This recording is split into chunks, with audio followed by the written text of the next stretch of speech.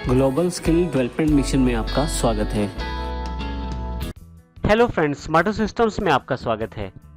आज हम जानकारी लेंगे किस प्रकार हम इंडेंट्स और मार्जिन्स का प्रयोग कर सकते हैं माइक्रोसॉफ्ट वर्ड में। कई बार ऐसा होता है हम कुछ पैराग्राफ, लेटर, एसे या बायोडाटा टाइप करते हैं तो हम आसानी से इंडेंटेशन को सेट नहीं कर पाते या मार्जिन को सेट नहीं कर पाते। तो आइए सीखते हैं किस प्रकार हम आसानी से इंडेंटेशन या मार्जिन का प्रयोग कर सकते हैं। सबसे पहले दोनों में अंतर क्या है। मार्जिन का अर्थ उस एरिया से है जो यहाँ पे लेफ्ट साइड और राइट साइड पैराग्राफ के दोनों तरफ छोड़ा गया है, अर्थात हम इसे हाशिया भी कहते हैं। दोनों तरफ कुछ स्पेस छोड़ा गया है ताकि पैराग्राफ जो है वो बिल्कुल बीच में आसानी से और सुंदर सा दिखाई दे। इसी तरह से आप इंडेंटेशन सेट कर सकते हैं। इंडेंटेशन का अर्थ है कि आप राइट साइड पैराग्राफ को या लेफ्ट साइड पैराग्राफ को कितना दूर सेट करना चाहते हैं। इंडेंटेशन और मार्जिन दोनों ही मिलकर कार्य करते हैं वर्ड में। तो आइए देखते हैं किस प्रकार इनको हम सेट कर सकते हैं। सबसे पहले हम बात करते हैं इंडेंटेशन की। हमारे पास यहाँ यदि आप ध्यान दें तो 3 पैराग्राफ्स हैं यहाँ पे, जिसमें सबसे पहले वाले पैराग्राफ पे मैं क्लिक कर देता हूँ, जिसमें लिखा हुआ है learning was never so easy. Smarto system के बारे में ये पैराग्राफ है। मैं यहाँ क्लिक कर देता हूँ। यहाँ पे मुझे इंडेंटेशन के लिए किसी कमांड के पास जाने की जरूरत नहीं, केवल यहाँ पे रूलर के ऊपर मेरे पास इंडेंटेशन के बटन दिए हुए हैं। हालांकि अगर आपके पास रूलर नहीं दिखाई दे रहा तो यहाँ पे व्यू रूलर बटन है, यहाँ से आप इसको ऑफ या ऑन कर सकते हैं। अर्थात यदि आपके पास रूलर दिखाई नहीं दे रहा तो यहाँ मैं क्लिक करके इसे ऑन कर सकता हूँ। रूलर आपके पास हॉरिजॉन्टल भी अवेलेबल है और वर्टिकल भी अवेलेबल है, जबकि आपके पास इंडेंटेशन जो है वो आपके पास हॉरिजॉन्टल ही अवेलेबल है। अब हॉरिजॉन्टल इंडेंटेशन के लिए आपके पास कुछ बटन यहाँ दिए गए हैं, जिसमें सबसे ऊपर वाला जो बटन है वो फर्स्ट लाइन इंडेंट का है। जैसे कि मैं इस पैराग्राफ की पहली लाइन को इंडेंट करना चाहता हूं तो ऊपर से बटन को पकड़ूंगा मैं और राइट साइड की तरफ खींचना शुरू करूंगा। आप देखेंगे एक लाइन है जो आ गई है। डॉटेड लाइन आपको ये बताना चाहती है कि आप कितना आगे आ चुके हैं।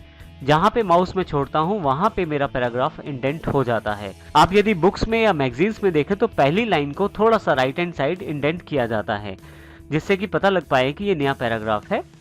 तो यहाँ पे आसानी से हम इस बटन से इंडेंटेशन कर सकते हैं। इसी तरह से मैं इसको वापस ले आता हूँ। वापस लाने के लिए आप फिर से यहाँ पे ले आए इसे।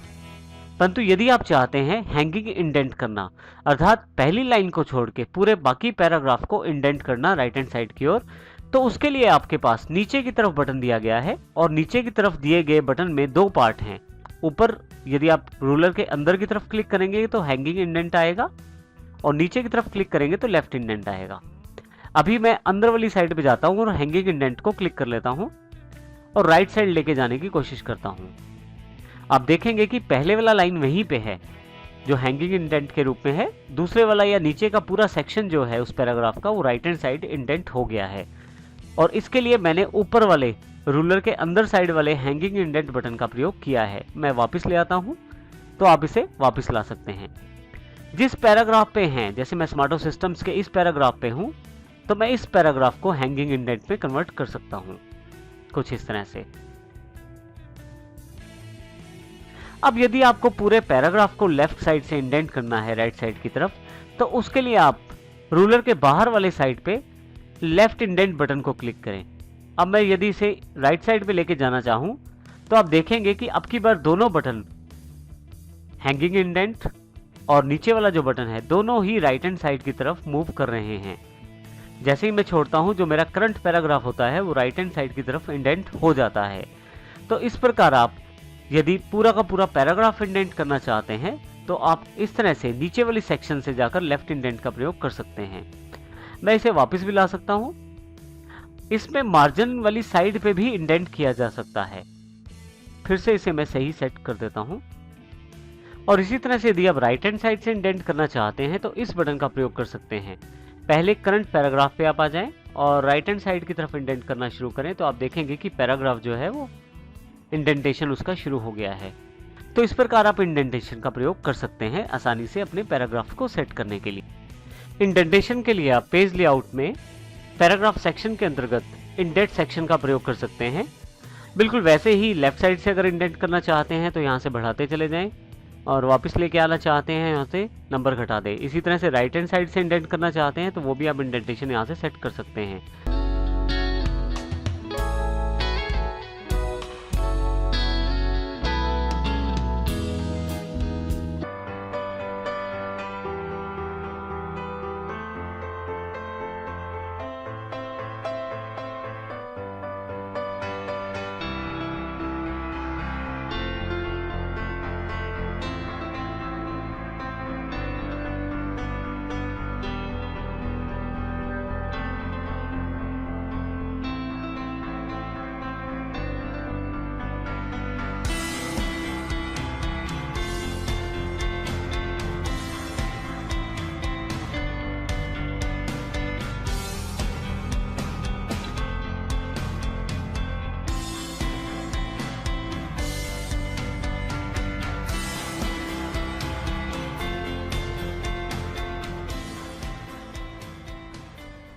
आप देखेंगे कि राइट हैंड साइड वाला जो इंडेंट इंडिकेटर है वो लेफ्ट साइड की तरफ बढ़ना शुरू हो गया है।